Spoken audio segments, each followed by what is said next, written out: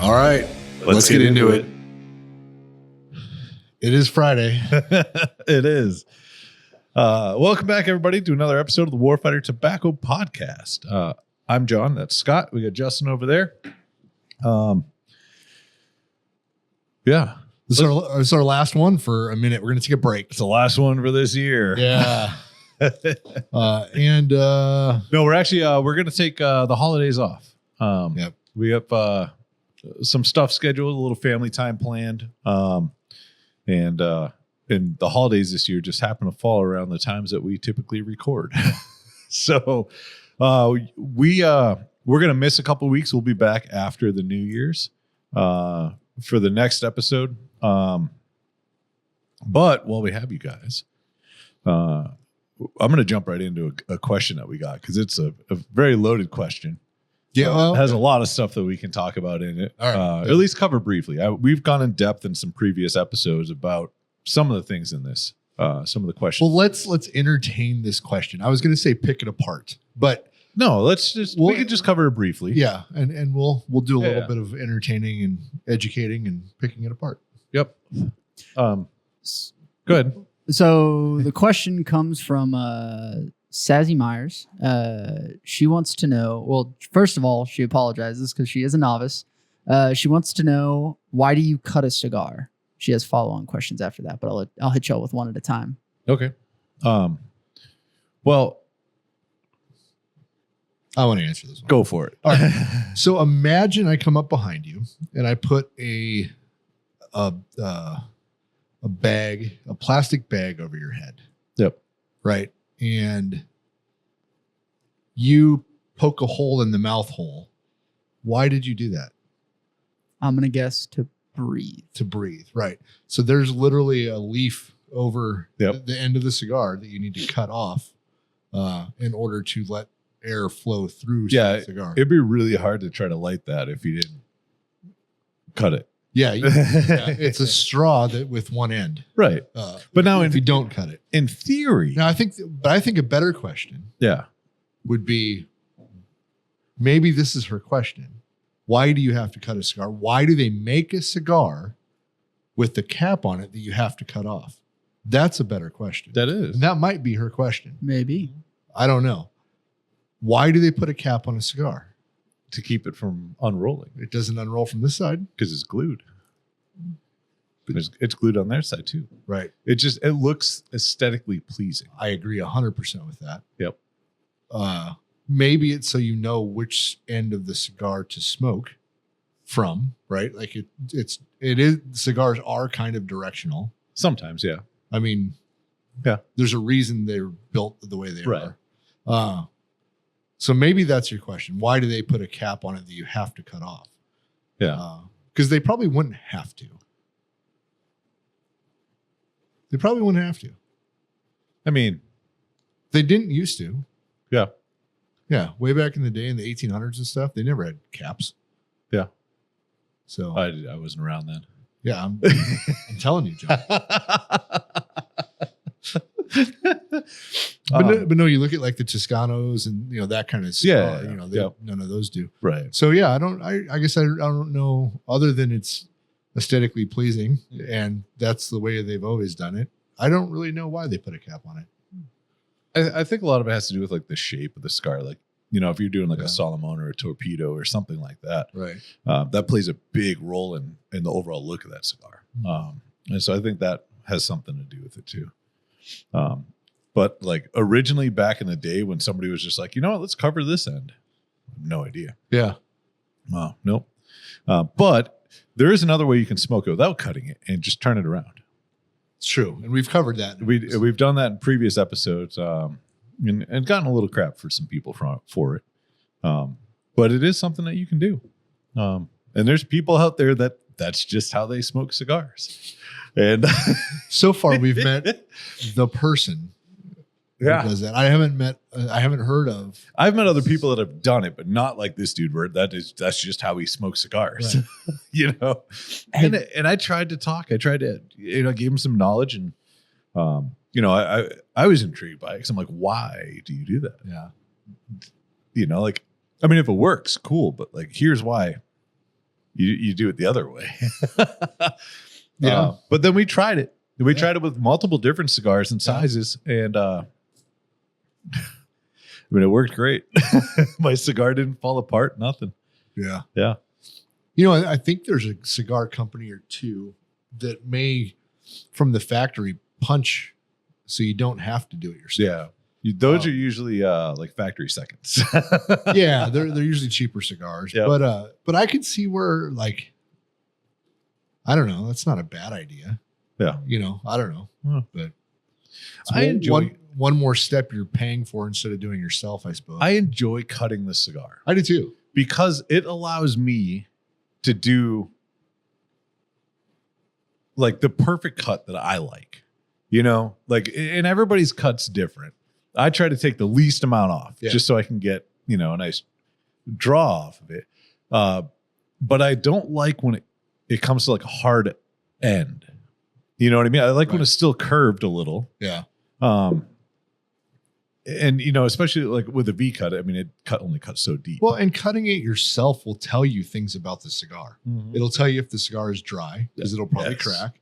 It'll tell you, you know, if the cigar has the right amount of moisture, it'll cut nice. Yeah. If it's packed too tight, you're going to notice. Yeah. Or if it's too loose. Or if it's too loose, you're going to notice that by cutting it yourself.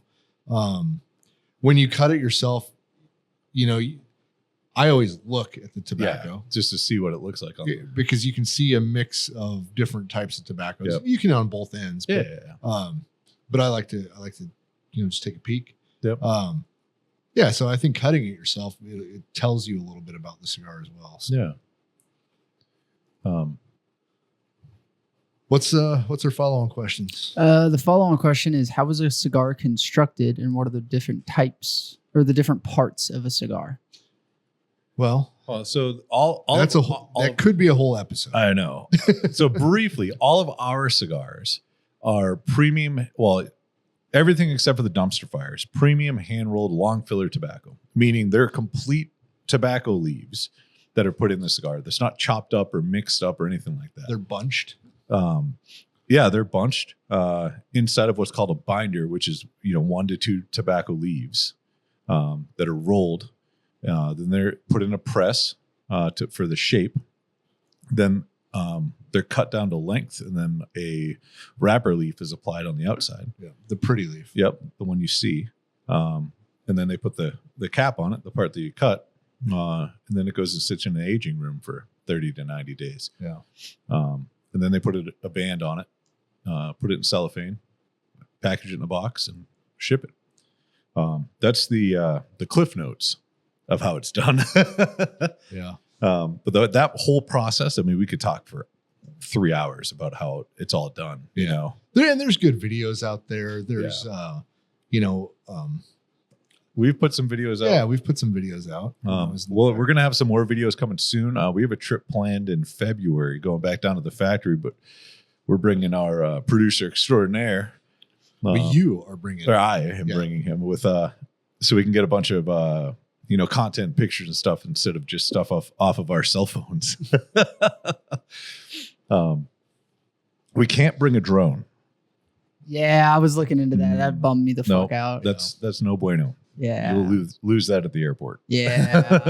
That bummed me out because I was like, initially when y'all brought up I was getting to go on the trip, I was like, oh, like a sick drone shot of like the fields and everything would be awesome. And then like I immediately looked into it because I know some countries are like, that's a hard no. And Nicaragua's one of those. It's a hard no. It's a hard no. Yeah. Yeah. We'll still get some awesome stuff. No, we will. And that's going to be a really fun trip. But that's probably one of the videos that we will be releasing after that is how a cigar is rolled. And we'll go into, you know, as much detail as we can in a, you know, 2 to 3 minute video, which in a video side of it, we can actually crush a lot of detail in there. Talking about it, it's just so drawn out. Yeah. I can just put text on a screen and right. Yep. So that's the quick and dirty and how they're made. What was the other one? How they're made and what? What are the different parts of a cigar? Kind of covered that. Yep. The binder, the filler, the wrapper. Yep. The part you light is called the foot. The middle part is called the body. The top of the cigar where you cut is, well, below where you cut is called the head, and above where you cut is called the cap. And you're supposed to cut in between those two lines on the cigar. Also, the wrapper, binder, and filler can all be different types of tobacco. That was something I learned when I started working a here. whole bunch of different. Typically, they are. Yeah. Yeah. Yep. Mm-hmm. Usually, if they're not the same. I always just assumed when having no cigar knowledge, I was like, oh, it's just all the same. If it was tobacco. all the exact same tobacco, it'd be a boring cigar. Yeah. And depending on what type it was, it might not even actually burn. Yeah, that's true. Or it'll burn too Oh, fast. really? Like you got to mix and match the different tobaccos from different levels of the plant to make sure you get consistent burns. If you mess that up, you can have some really bad burn issues on cigars. Yeah. If you put, tobaccos in the wrong places or the wrong types together or something. Now there's, like you can have a cigar that's, like one of the cigars I enjoy, it's all Brazilian tobacco. But, or like you have a Nicaraguan Puro cigar, right? Yep. The cigar is all Nicaraguan, but the tobaccos come from different regions and different parts of the plant and different types of plants. Yeah. Yep. If you had just one leaf, like say you had one plant and you took all the leaves around the middle and you made a cigar out of that, it would be a boring cigar. But now if you took that plant and you took leaves from the top, the middle, and the bottom, It would be a better and cigar. you put them all together, then you'd have a little variance in Yeah. a little variance in the flavors, not a crazy amount, Yeah. but a little. But if you want to try that, they're called fumers, is when they roll just a single leaf. If you want to try what that tastes like, Yeah. it kind of helps you develop your palate a little bit. And it's not that it tastes bad, but when you smoke a fumer, it's just a little, It's just a 2-minute cigar. not even. Yeah, it's a taster, Yep. But if you built a Toro fumer, I think it would just be a boring cigar. It would just be one flavor. Yeah. I I would try it, I guess. yeah. I'd like to do one cigar off of the same plant. That'd be hard to do. It'd be so hard. Well, It would be hard to get the tobaccos. you would have to grab it out of the bunch. You could, maybe a bunch is all off the same plant or just a couple plants. No, you'd have to specifically grow a certain amount of crop just to harvest for that specific project. You know what I mean? Yeah. I thought you meant just to do one single cigar. No, well, if say we were doing a cigar that's just like, hey, this cigar's from one individual plant. They're all going to be slightly different because they're all different plants. But Right. I just think it would be interesting to see how it tastes. You know what? When you go there, you should have Gonzalo roll. Yeah. Just out of one single bunch, have him roll a whole cigar. Yeah. Just out of curiosity. Or I'll see if we can. I'll see what we can have some fun with some stuff. Like right before they go to the sorting room, Mm-hmm. because I think that's how they come out of the barn. I would assume into the bunches. Well, yeah. So as they pick them, they'll separate them. You know what I mean? They'll keep so there's 3 different sections on the plant: Viso, Seco, and Ligero. They'll pick leaves from the Viso area and pull those aside, and the Seco area and pull them aside. They never mix those back and forth, just because they're different. Well, they always pick the bottom of the plant first. Yeah. So So essentially, you'd have to have tobacco from 3 different bunches, that were picked at 3 different times off of that same plant. Because Viso is obviously going to be, you know what I mean? yeah, but I think if you did a Seco, 100% Seco cigar from the same plant, Yeah. make it the boringest cigar you can. Yeah. I would just be curious to smoke that. Right. Yeah. Yeah. So. No, that would be interesting. I wonder if we're going to have to do this. Yeah. My brain's working overdrive right now. And I'm not putting full sentences together. Any other follow-ons to that? The last follow-on question is: are cigars addictive, and also do you get a nicotine hit? No, and a little bit. Yeah. Yeah. Are they addictive? I've never met a single person that when they wake up in the morning, they're like, fuck, I need a cigar right now. Yeah. And before they brush their teeth, before they pee, before they do anything, they go outside and smoke a cigar.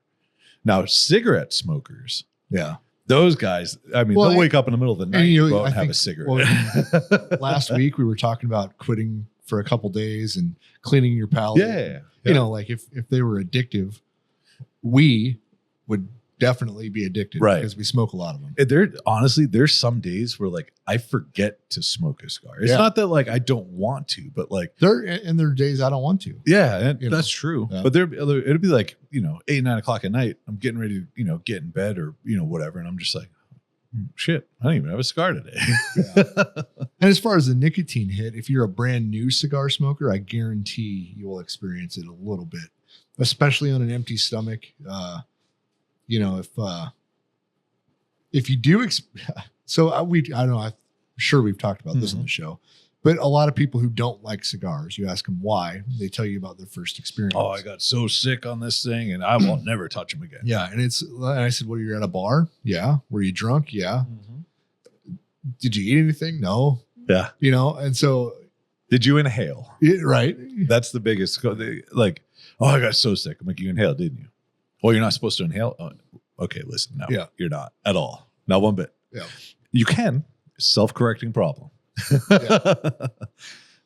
Whether you inhale and then you just turn into a massive coughing fit, or you get maybe 10 drags and you inhale every one and then you get sick. Either way, it's self-correcting. Yeah. Don't inhale the cigar. No. And if, when you do get sick, to fix it, you just get a little sugar in your system and you'll feel fine. It's candy, sugar packet, soda. It's tricking your body into thinking you have a diabetic blood sugar issue. And you really don't. But your body corrects for it. Yeah. You just have a crazy nicotine buzz. And so to fix what your body overcorrected, you give it the sugar that it was correcting for, and then you even out real quick. Yeah. And it depends too on the cigar. Some cigars have a lot more Ligero, more nicotine in them. Yeah. Like there's like the Rosado that I smoke every day does not give me a nicotine hit. No, I would say almost at all. Maybe just a little bit. There might be a time where like it has nothing to do with the nicotine content in that. It has to do with what I have. Yes. My internal shit. Whether you like, if I haven't slept in a while, I haven't eaten in 18 hours. Then maybe. Then like medium plus cigars, I don't get like that buzz when I'm like sick or anything like that, but like I can feel it. But then but then again, like if I go to a cigar lounge and I ask for a really bold cigar, sometimes I'll get it and I'll be like, okay, I need to have a Coke. Like I know, so my body lets me know before I get to the point where I need sugar. Yeah. And I get the hiccups. Yeah, I don't know and I don't know why or how. Yeah. I don't know the science. I don't know if there's even any science behind it. But if I like a harsh relight or a really bold cigar, gives me the hiccups. Yes. And I think the weirdest thing. And I can't put the correlation between the two. Like if you have a really bold cigar that's never been relit, it will give me the hiccups. Or I can have the mildest cigar. And I relight it, like a harsh relight, and now I get the hiccups. Yeah, I don't understand. I don't get it either. No, I don't know why it does that. If anybody out there knows, please let us know. Teach me, wise one. we're in the cigar business, but we're only in for 10 years, so we don't. If somebody knows this, fucking inform me why you get the hiccups, because I cannot figure it out. Yeah. I'm definitely not a medical professional. So I don't know why the human body decides that, we're going to hiccup after this harsh relight or bold cigar. But I almost guarantee if I said I'm going to give myself the hiccups, I could do it. I could cut this right now. I could char the shit out of it. All I got to cut it, char the shit out of it, smoke it. And I would let it go out, relight it, let it go out, relight it, and then bam, hiccups. Yeah. And I don't know why. So yeah. I have no idea. But yeah, that's any other weird things happen, like that, like a nicotine buzz or like the hiccups type stuff. Is there anything else that you've noticed that happens when you smoke a certain way or a weird way or a very unique circumstance? You're like, oh, this happens. I don't know if there's anything else. No, I don't know. Have you ever put the cigar in your mouth backwards on accident? A very few amount of times. Yes, I think I'm at that 1 or 2 times. I think I got 2.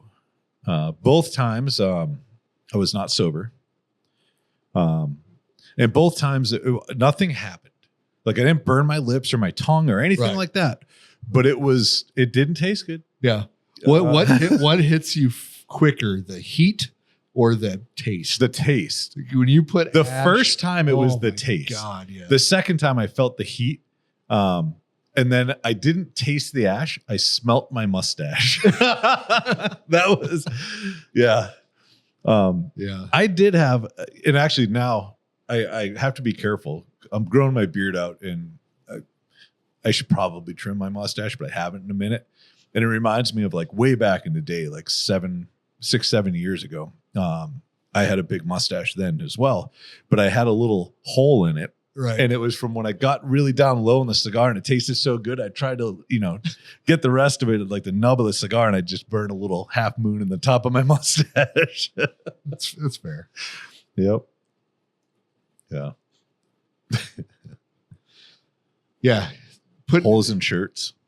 Almost every one of my shirts has a burn hole in it from the ash. Yeah. Ashing in your drink. Oh man. So I've probably gone through a case of whiskey. I mean, I still drank. I do too. I leave the last little bit, wash out the glass. Yep. But yeah, it definitely affects the taste of the whiskey. Oh, big time. Not enough to quit drinking the whiskey. No. Unless it's your first one. Or if it's my first whiskey of the night, I'm just getting another drink. Yeah. Or if it's like a great big ash that falls in it. Oh yeah. Then you're like, okay, that's too much. Yeah. Yeah. I used to tell everyone that the best place to ash is in your lap. And the reason behind never agreed with this.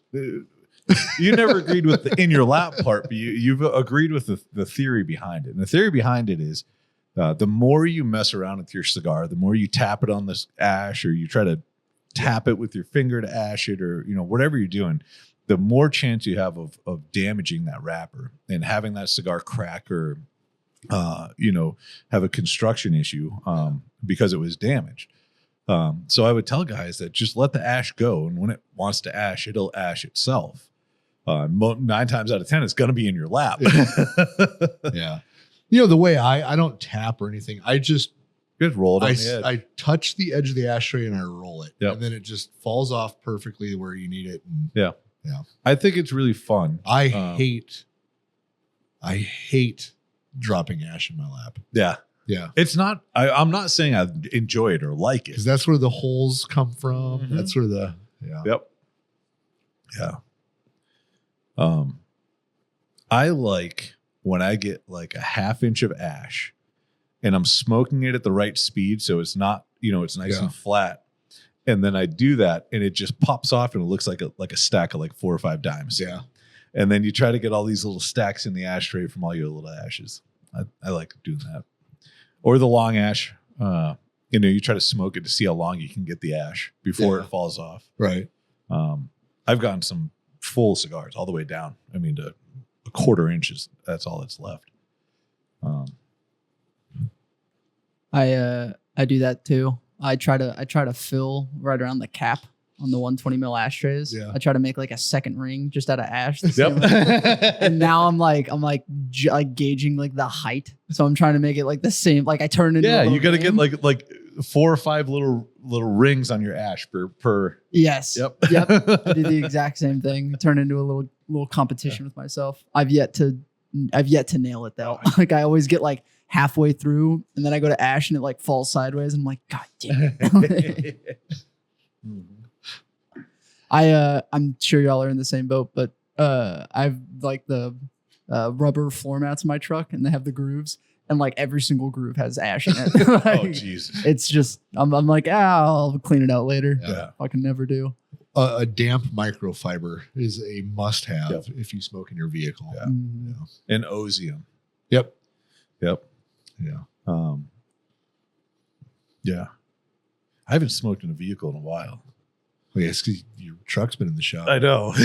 And I can't smoke in the loaner. Yeah. It's that right there would make it's so bad. so Like bad. this past weekend, I had 2.5 hours each way when I went down to a ranch in South Texas. And it was just like that's what I do. I can't go an hour drive without having a cigar. Yeah. Like I've done it. That's 10 years of my life. Every time I got in a car to drive, and it's just relaxing. It's so enjoyable. Yeah. That's one of my favorite places to smoke a cigar is while you're driving.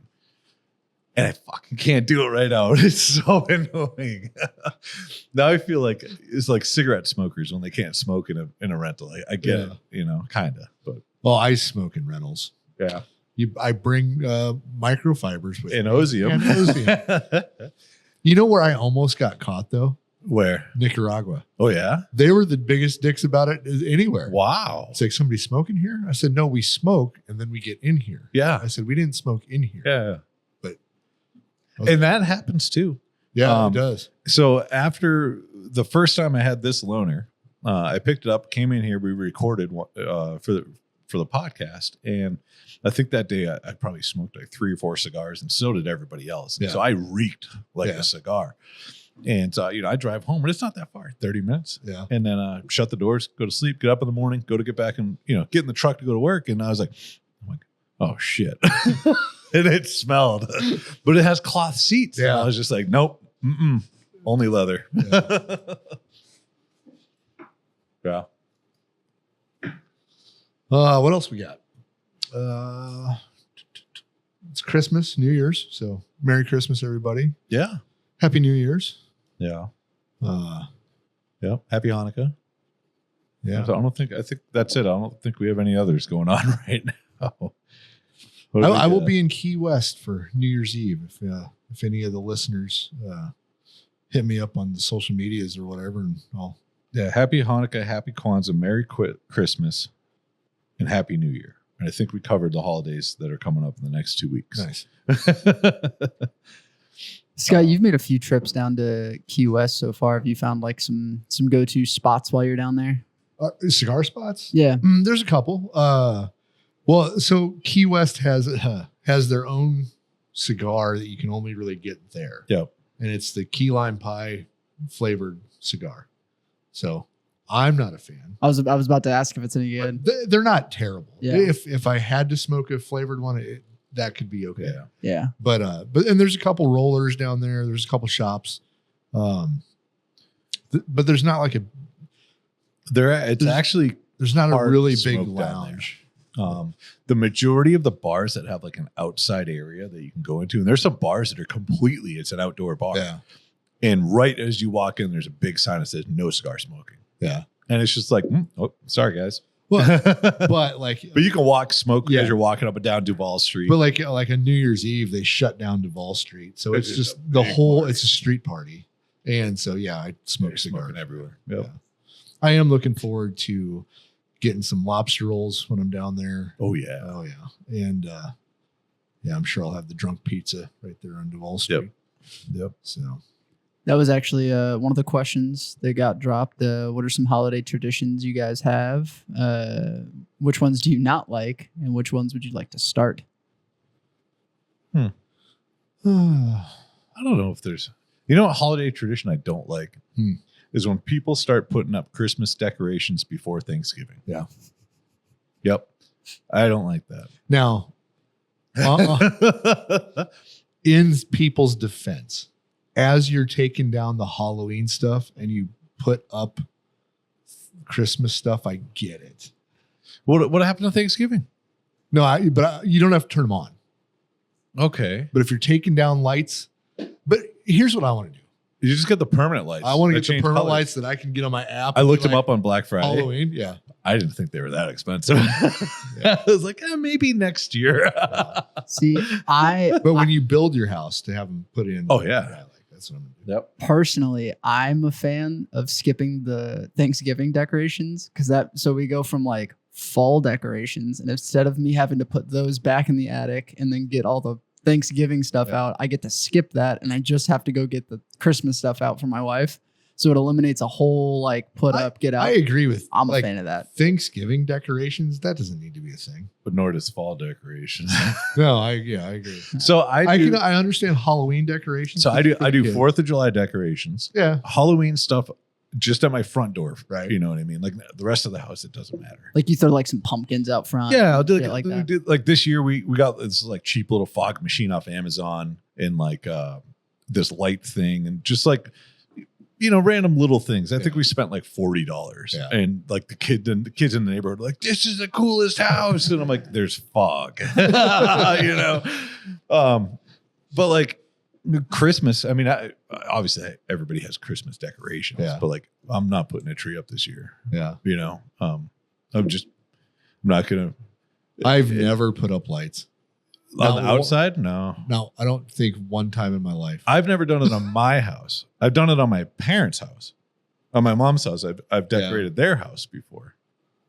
But yeah, I've never done my own. I thought about paying somebody to do it one year. Until you find out how much it costs. Yeah. Yeah. So I'm like, you know what? Maybe the kids, while they're still at home, will appreciate it. And I'm like, nope. Yep. I don't know if they would have cared. Like, I think it's really cool to drive around and look at other people's lights. Yeah. Like the guys that spend like $20,000 and putting up decorations. Yeah. It's awesome. It's just not something I want to do. Because then you got to take them down. Yeah, that's the problem.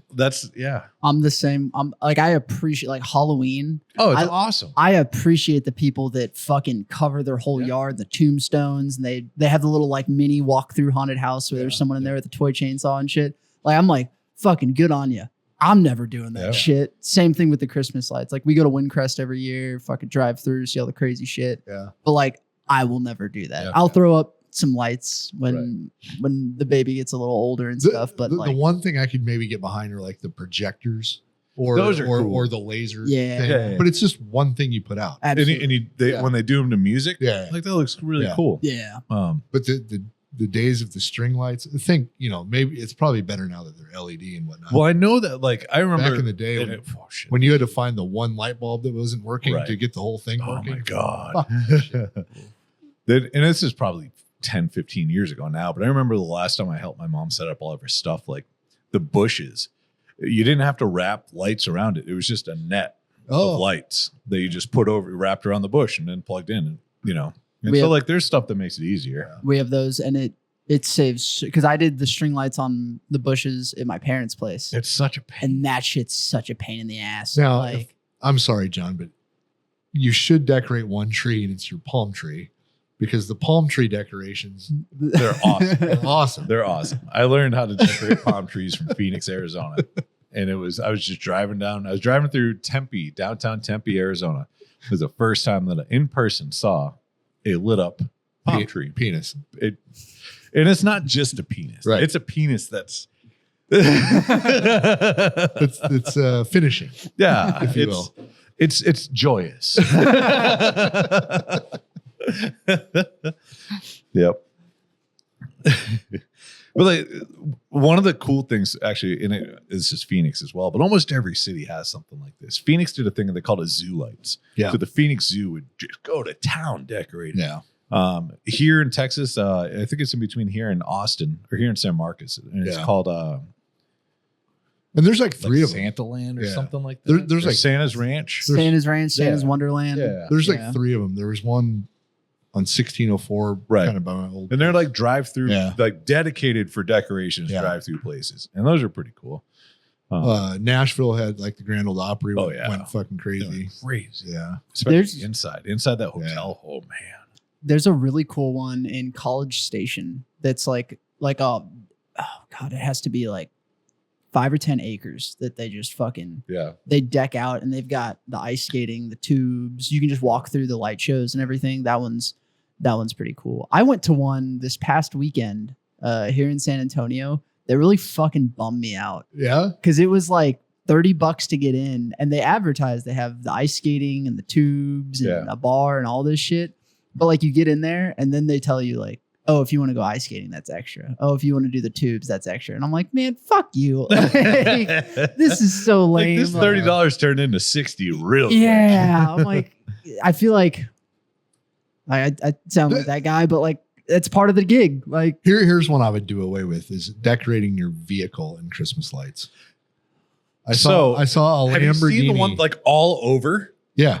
Like it almost looks like it's a wrap, but at Christmas lights. Mm-hmm. Have you seen that? That actually looks cool as shit. Yeah. Because then the whole thing is glowing except for the windows. Yeah. That looks cool. And it's not like super bright. It's just like, LEDs.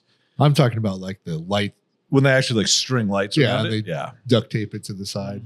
I saw a video of a dude that had like a 350 and he did that like every metal body part or aluminum body part technically.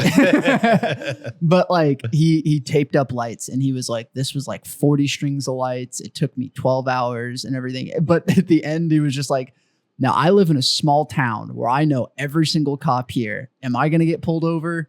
Probably not. If you live in a major city, you definitely will. Yeah. He's like he did it for they did like a children's thing. He was like, the kids lose their mind and like everywhere I go with it, it's awesome. But like the amount of money and time and just I wonder how long I could get away with it on Christmas Day if I wrapped the whole side by side up in Christmas lights and just went for a drive. Oh, that'd be fun. I bet. Especially on Christmas Day, I bet even if you did get pulled over, they'd be like, take it home. Yeah. And you'd be like, okay. I bet, yeah, you could probably get away with that. That'd be sweet. Get like 2 plastic reindeer to strap on the front. Yes. Yeah. Oh, that'd be fucking awesome. I'm a fan of this idea. I'm a big fan. Scott, that's the wrap that I was talking about.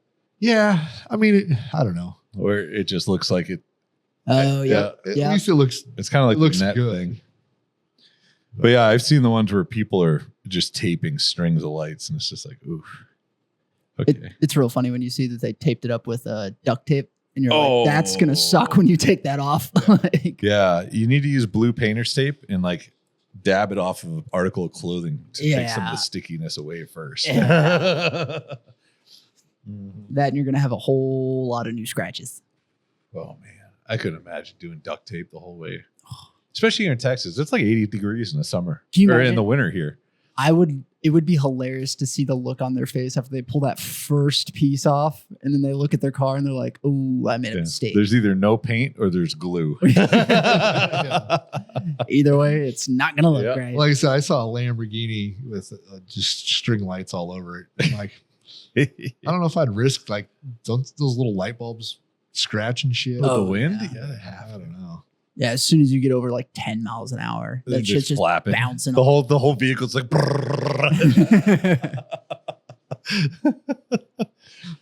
Do y'all have any holiday traditions or anything like that?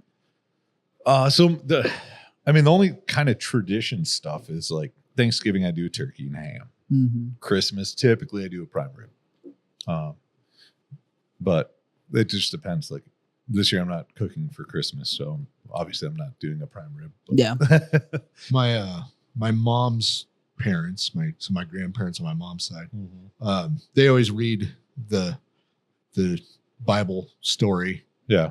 Right before. Yeah. And they make all the little kids suffer through it right before we open presents, Oh, so the kids are just like, we have to do that. But they read the old version where it's like, I don't know. I would maybe change it to read the more modern version. Smart timing though, because they're like, this is when we got them locked in. Yeah. Like, they know. They have to. Yeah. But they make the kids read it. So if they're about the age where they can kind of get through the reading of it. Yeah. So it's always the younger kids that are doing it. I don't know. That's all right. But, yeah. Yeah, I don't really have any other tradition stuff. I don't know. I know some people have some weird ones. Yeah. Yeah. Like, I don't know. I do appreciate like the ugly Christmas sweater stuff. The problem with those are I want to wear them to my family stuff, and mine are usually really offensive. Yeah. I won an ugliest sweater contest in Nebraska at I think it was the Hallam Bar. I went there with TK and Jamie. And none of us knew they were doing an ugly sweater, but Jamie had like this red, like Christmas style sweater. It wasn't an ugly sweater. It looked actually really nice on her. And so they needed more people to sign up. And so it's like, Jamie, I'm like, give me your sweater. And she's like, oh yeah. And I put this thing on and Jamie's, I don't know, 120 pounds soaking wet. Yeah. You know what I mean? And I'm 250. I won. Oh, that's great. Yeah. We on my wife's side of the family, they have a pretty fun. They do white elephant. Yeah. But they do it. One of the grandpas will put in like 5 different gifts into the white elephant, and in one of the gifts there's $100 bill hidden. Yeah. And so like you're allowed to look for the $100 bill, but he'll hide it. He hides this shit pretty well. Like one year, it was like a pen, I think like a toaster, a slap chop, like, but the $100 bill was like rolled up inside, like around the ink cartridge and everything. Okay. And so like if it hasn't been found by then he'll tell the person who got it. And so that's pretty fun. Or they did a As Seen on TV one a couple years ago, Okay. which is pretty entertaining. But those are pretty fun. Yeah. Yeah. I got to start coming up with some. Me and the wife are talking about that. We got to start coming up with. You know, I went to something. 4-9's Christmas party last year. Yeah. They did the gift exchange where you could steal it from the person. Yeah. Yeah. Yeah, I think that's the white elephant thing. But it was like booze, and then there was some shit that nobody wanted, but they were brutal. Yeah. Like they were brutal. Those- If you brought a gift that wasn't great, Yeah. they fucking made fun of you. Did you know who brought what? Or did they all just set it on the table? They all just You set went it on from the there? table. Okay. Yeah, but you can tell by people's faces who brought it. Like and some people brought like really good booze, so there'd be some good trade fighting going on. Yep. But yeah. Like I like Secret Santa stuff. I think it's kind of fun. Like the white elephant stuff.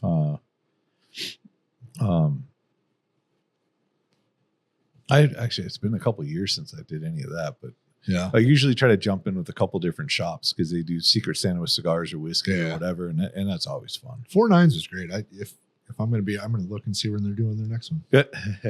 Secret Santa is always fun when you have like someone that you're like, all right, I'm getting this person something. Yeah, when you know, Yeah. especially if you know that person. Absolutely. Like it sucks if you don't know that person. Yeah.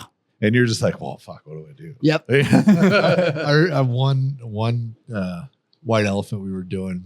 My grandpa ended up with a gift from my cousin. Yeah. And my cousin, like, it was coming down to the last trade, and she's like, you have to trade with him. Because she got the gift, right? So she knew what it was. Like, nope. Okay. No, she made me. Oh, yeah? Yeah. And it was just some fucked up t-shirt or something. Like it said something crazy, but something grandpa would not have understood or appreciated. But,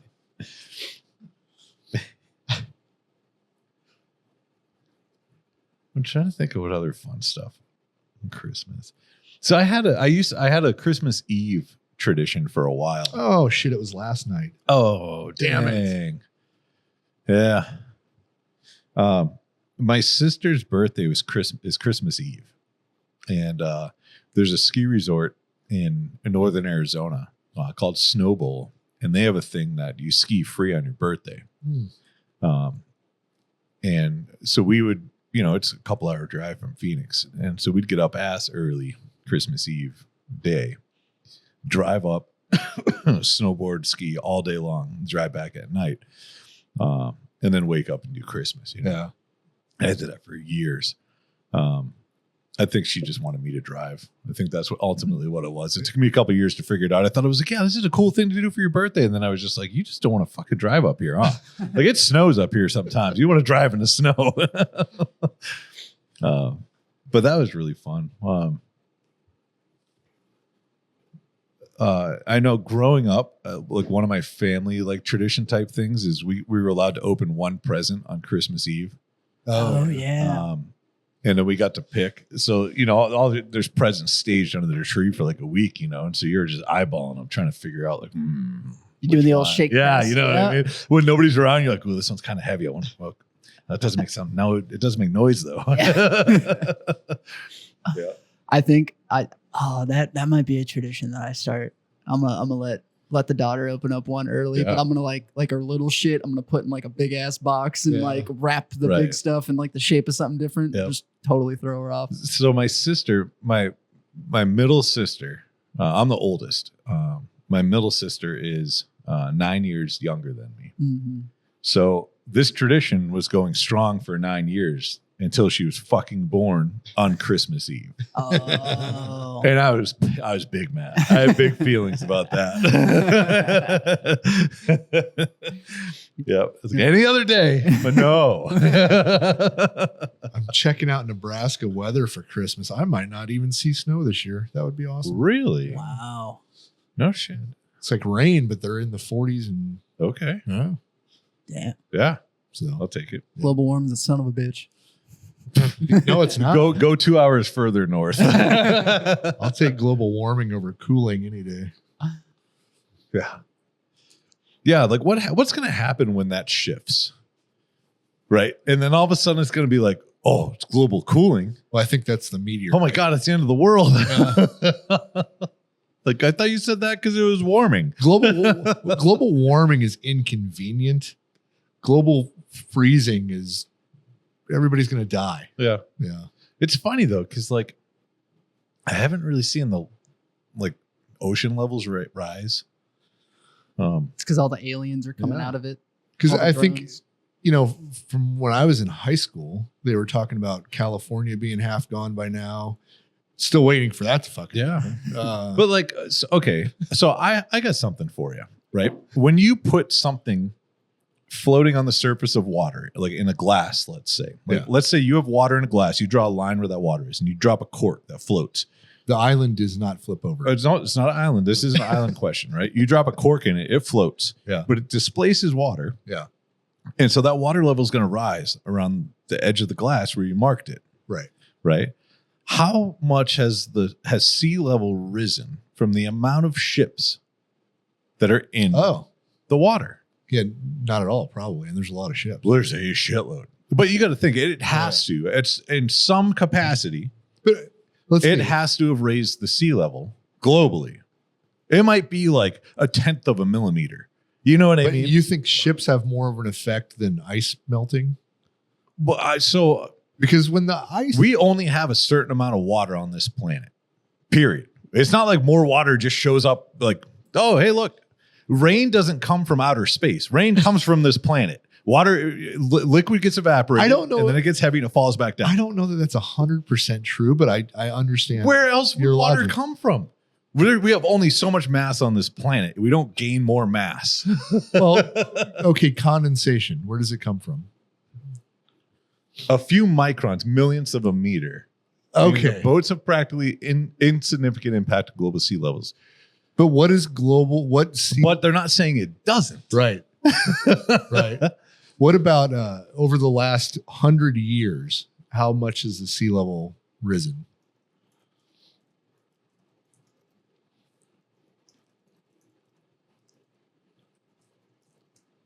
A few miles. Sorry, I'm a slow typer. 6 to 8 inches. That's still hardly anything. I disagree. I think that's a lot. Over 100 years? 6 to 8 inches, Scott. That's a lot right there. That's what I've been told. I don't know, though. Well, I know. Never mind. Wow. That's surprising. I would have guessed it was more than that over the last 100 years. Now, more people have problems with beach erosion than they do with actual sea levels rising. Yeah. Like the water will move earth. And there are houses that fall in. Well, what happens when erosion erodes dirt into the ocean? That it has to displace. It has to, right? Right. You know what I mean? Like, I don't. Yeah. I mean, I'm not trying to debunk global warming. I am not a scientist. There's no data behind any of the things that I just said, except for a quick Google search. Right. But like, the maths. You put shit in the water, it's going to displace. Yeah. You know? You're saying there's so much surface area and so much water that it's immaterial. It's immaterial. You know? Like, but what's more useful, the iceberg or the ocean water? Maybe it's beneficial for the icebergs to melt. So, okay, so when you fill a cup with ice water and all the ice melts, right. Does the water level change? No. Unless the ice is taller, right? It's outside of the water level. But more of it's underneath it. Yeah. You know, yeah. Yeah. It's insignificant in my opinion. The meteorite has much bigger effect than. So way back in the day, like thousands and thousands and thousands of years ago, not 100 years ago, Right. the sea level was roughly 300 to 400 feet lower than it is today. Yes. But that's also because we were in an ice age. Yeah. And so that amount of ice melting caused sea level to rise. And that's where you get the theories of like the lost city of Atlantis and all this stuff. And then they have actually found underwater cities that are essentially have been lost, that have been there for thousands of years, that are, you know, when you look at it and you're like, that's a couple hundred feet down. Yeah. Like, how long ago was that? You know? I don't think was global warming a thing then? No, that was the big meteor. You know, like the big meteor melted everything quickly, and it caused massive floods. Yeah, I don't know. There's a great series on this. How do we go from Christmas traditions to? My bad if it was my fault. What were you saying? The great series on what? Yeah, there's a great series on this. I can't remember. God. The guy that's always on Rogan, the scientist talking about Neil deGrasse Tyson. No. Oh, fuck. Yeah. If you Google the scientist that was on Joe Rogan, you're gonna have about 500 people. Yeah, but I'll know the name instantly. But he talks about the Younger Dryas theory and Ancient Apocalypse. That's the name of the series that I'm trying to come up with. Okay. It is a great series. There's 2 seasons, but it is awesome. Yep. You know, whether it's true or not, it's just it makes you think. It makes you think for sure. Yep. Yeah. And he was talking about how there was a advanced society before all of this. And they go off of some of the old like megaliths and structures that they found across the globe. Yeah. And they say that based on the precision that was used in the construction of some of the things that were built. Yeah. And to the point that even with today's technology, they probably couldn't get it as accurate as it was from way back. Yeah. Like, yeah. No, it's a really good series. But Graham Hancock. Yes. Is the guy you're thinking about. And that show is on Netflix, actually. Yeah. It's a great one. So yeah. I still need to watch that. Oh, do you get sucked in? Yeah. Yep. But anyway, this has gone on long enough. Yeah. Yeah. We'll see you in my favorite holiday tradition is spending time with people. Absolutely. Yeah. I mean, that's I think what it's all about. Yeah. It's not the presents. It's not the food. It's the time. That's really it. My mom gets so pissed every year. What do you want for Christmas? Just time with you? Yeah. What do you want me to get you? Or I'm like, nothing. I just want to spend time. That's it. I think that means I'm getting old. Yeah. But yeah, like we said at the beginning of the show, we won't be recording for the next probably 2 weeks. Next time we record is going to be Christmas, and the time after that is going to be New Year's. So we're going to enjoy it, just like we hope you guys enjoy it. If you haven't gotten cigars, go to warfightertobacco.com for all your cigar needs. At this point, we might be able to get them to you by New Year's, but Christmas is definitely not going to happen. Today's shipping today. Yep. And we're recording this on the 18th. Yeah. If you didn't order by now, sorry. There's nothing we can do. It's the post office. Yeah. But on that note, I'm going to say it. We'll see you guys next year. Yeah. Yeah. Bye, everybody. Happy holidays. Merry Christmas. Happy New Year.